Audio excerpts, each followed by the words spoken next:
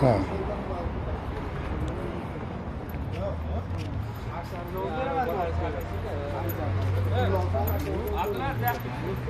Ha, ko'ring, o'rtoq sudya, o'rtoq prezident.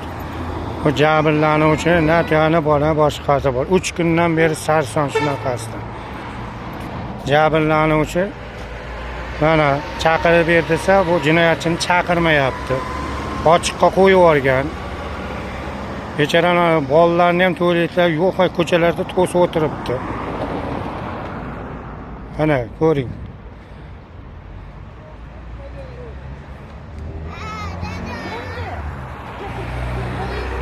Nima bularga chora yo'qmi o'rtoq prezident? Nima biz xalqni, qora xalq yuraveradimi qiynalib?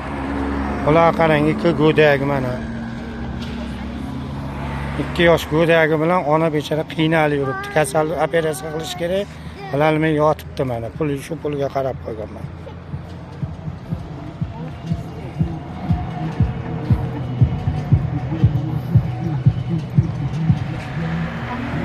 Jumadillayeva murojaatni qo'yib yuborgan.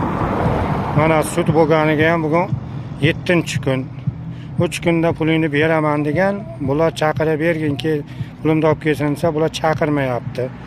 Men sizlar uchun chaqirmayman deyapti. Xohlagan joylaringga boringlar, xohlagan kishilarga murojaat qilinglar dedi. Ha, o'rtoq prezident, sizga murojaatimiz bizning.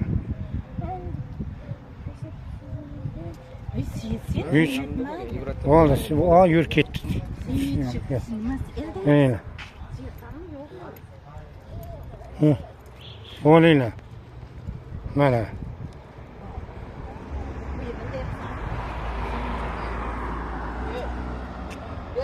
Ne bag'dan yuringlar. Ha, ovqatlanasizlar, yuringlar. Yuraveringlar mana. Mana, bechora bolalar ochida och qolgan.